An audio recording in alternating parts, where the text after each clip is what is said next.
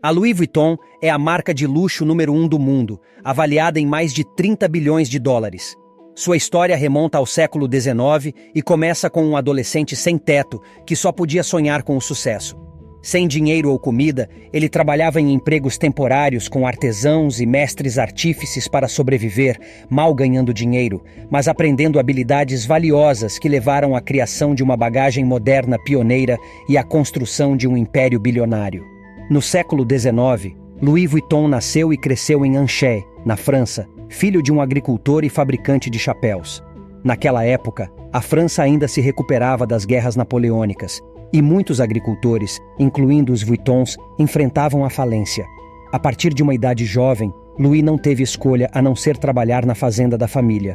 Do amanhecer ao anoitecer, ele plantava e colhia culturas, cuidava dos animais e acumulava lenha.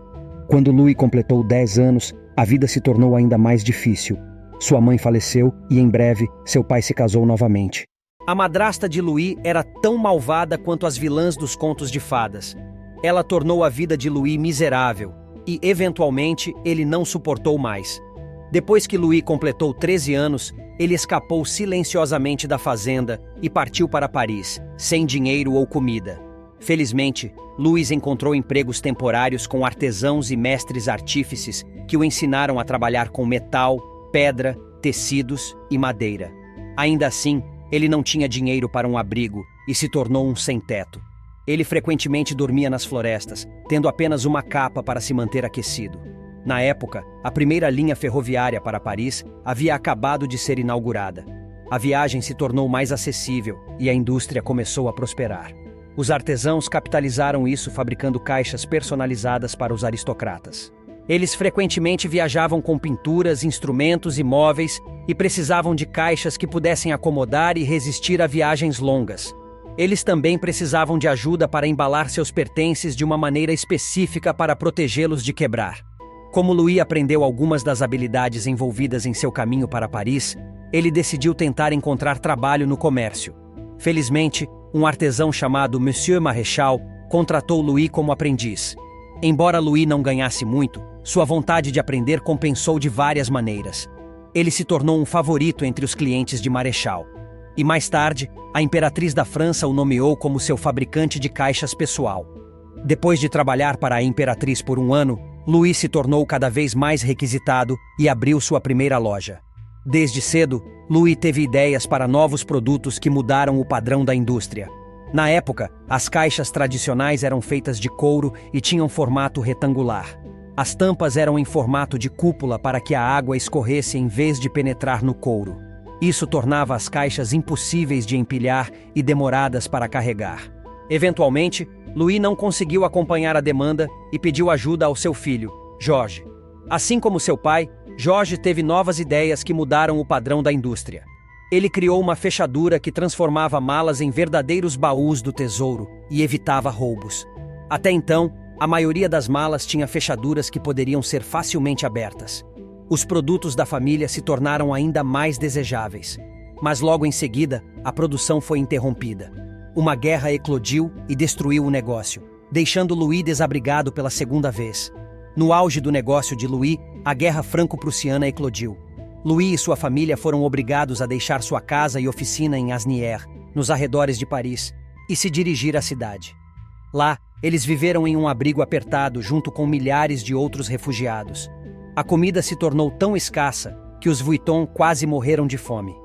Quando a guerra terminou, Louis voltou para casa. Ele ficou arrasado ao encontrar seus materiais roubados e sua oficina destruída. Com o restante de suas economias, Louis não perdeu tempo em reconstruir sua oficina e encontrar um novo local para a loja. Felizmente para ele, os preços dos imóveis caíram por causa da guerra. Louis aproveitou a oportunidade e comprou uma loja em um bairro nobre. Em questão de meses após a reabertura, o negócio estava prosperando novamente e os pedidos vinham de todo o mundo. Louis sentiu então a necessidade de experimentar ideias novas e mais ousadas. Na época, a tecnologia estava avançada o suficiente para imprimir padrões personalizados em tecido. E como a lona é um tecido, Louis foi capaz de criar uma linha de malas cobertas por um padrão listrado. O novo design foi um sucesso imediato. Ele oferecia às pessoas uma maneira de se destacar e mostrar o quanto estavam atualizadas. Também tornou mais difícil para os falsificadores copiarem o trabalho de Louis. Em seguida, Louis recebeu tantos pedidos internacionais que ele abriu uma loja em Londres. A expansão levou à diversificação de sua clientela, que incluía mais membros da realeza e exploradores. A partir de então, Louis ficou conhecido como o único designer cujos produtos poderiam ser encontrados tanto nas casas da elite quanto nas florestas tropicais exóticas. Eventualmente, Louis decidiu lançar seu primeiro catálogo para facilitar os pedidos. Foi uma jogada prática que certamente levaria o negócio a novas alturas. Mas no mesmo ano, uma tragédia inesperada interrompeu os esforços de Louis. Louis faleceu repentinamente em sua casa aos 72 anos. A causa de sua morte permanece desconhecida. Agora cabia a George assumir os planos inacabados de seu pai. George não perdeu tempo em expandir o negócio e viajou para os Estados Unidos para participar da Feira Mundial.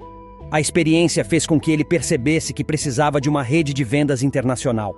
E felizmente para ele, conheceu alguém na feira que poderia ajudá-lo: John Wanamaker.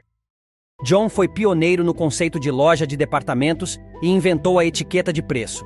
Após conhecer George, ele começou a vender produtos LV em sua loja de departamentos em Nova York. Foi a primeira loja nos Estados Unidos a oferecer a marca. Foi então que George criou um monograma em memória de seu pai, um padrão floral com um L e V entrelaçados. Os clientes ficaram surpresos ao ver o monograma nos produtos. Eles estavam acostumados apenas a personalizar seus próprios nomes ou iniciais nas bolsas. Mas com o tempo, as coisas mudaram e o novo design decolou. A partir de então, George e seu filho Gaston continuaram seguindo os passos de Louis e criaram novos designs. Criações notáveis incluem uma bolsa para uso diário, a Keepall, uma bolsa para transportar vinho e champanhe, a Noe, e uma remodelação de um pedido de Coco Chanel, a Alma. Nessa época, George havia percorrido todos os Estados Unidos e construído uma rede de distribuição. Assim como seu pai, ele estava destinado a levar o negócio a novas alturas. Mas, infelizmente, a história se repetiu. Ele faleceu, deixando Gaston para concluir sozinho os planos inacabados de Louis. Então eles pediram ao marido de sua irmã, Henry Racamier, que assumisse. Naquela época, Henry havia fundado e vendido uma empresa de comércio de aço com um grande lucro. Ele tinha grande habilidade nos negócios e mudou a LV de atacado para varejo, explorando o mercado asiático. Em 6 anos, as vendas da LV dispararam de $20 milhões para mais de $260 milhões. Foi por volta desse período que Henry levou a LV a abrir seu capital. As ações da empresa esgotaram-se após mais de 1 milhão de ações serem vendidas. 2 meses depois, o preço das ações da LV começou a flutuar. Analistas alertaram que as vendas poderiam cair, pois os produtos falsificados estavam em alta. Mesmo assim, Henry continuou abrindo lojas ao redor do mundo. Em apenas alguns anos, ele provou os analistas errados. A LV atingiu quase $1 bilhão em vendas e fundiu-se com a Moet Hennessy, um produtor de champanhe e conhaque, formando um conglomerado de bens de luxo, a LVMH. O objetivo de ambas as empresas era evitar a ameaça de uma aquisição externa. Embora a fusão tenha permitido que a LV expandisse seus investimentos, Henry se viu envolvido em disputas de gestão com o presidente da Moet Hennessy, Alain Chevalier. Na esperança de obter controle, Henry pediu a um desenvolvedor imobiliário chamado Bernard Arnault para ser seu aliado, que concordou. Mas logo depois, Henry percebeu que Bernard tinha suas próprias ambições. Bernard comprou secretamente uma participação majoritária na LVMH para si mesmo e obteve o apoio das famílias Moet e Hennessy. Depois disso, uma batalha legal entre Henry e Bernard começou. Os tribunais favoreceram Bernard e forçaram Henry a renunciar. A partir daí, a LV ficou para trás em comparação com outras marcas de luxo. Ela era considerada um negócio menor e as vendas despencaram. Nenhum jornalista se atrevia a falar bem da marca.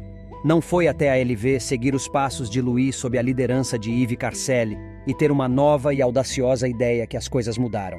A empresa convidou designers como Vivienne Westwood, Isaac Mizrahi e Manolo Blahnik para criar bolsas usando seu monograma para o 100º aniversário. Na época, tais colaborações eram praticamente inéditas, e bolsas não eram algo no mundo do luxo. Ainda assim, a colaboração foi bem recebida e colocou tanto a LV quanto as bolsas de volta ao mapa. Um ano depois, a LV contratou um designer chamado Marc Jacobs para ser seu diretor criativo. Desde então, a LV expandiu-se para relógios, joias e óculos de sol e continua lançando bolsas icônicas. A empresa também continua produzindo tudo internamente. Os artesãos devem passar por 2 anos de treinamento e algumas peças exigem 300 etapas de montagem. Hoje, a LV ocupa o primeiro lugar como marca de luxo no mundo e sua avaliação ultrapassou 30 bilhões de dólares. Esta é a história de como um adolescente sem teto pioneirou a bagagem moderna e lançou as bases para um império bilionário.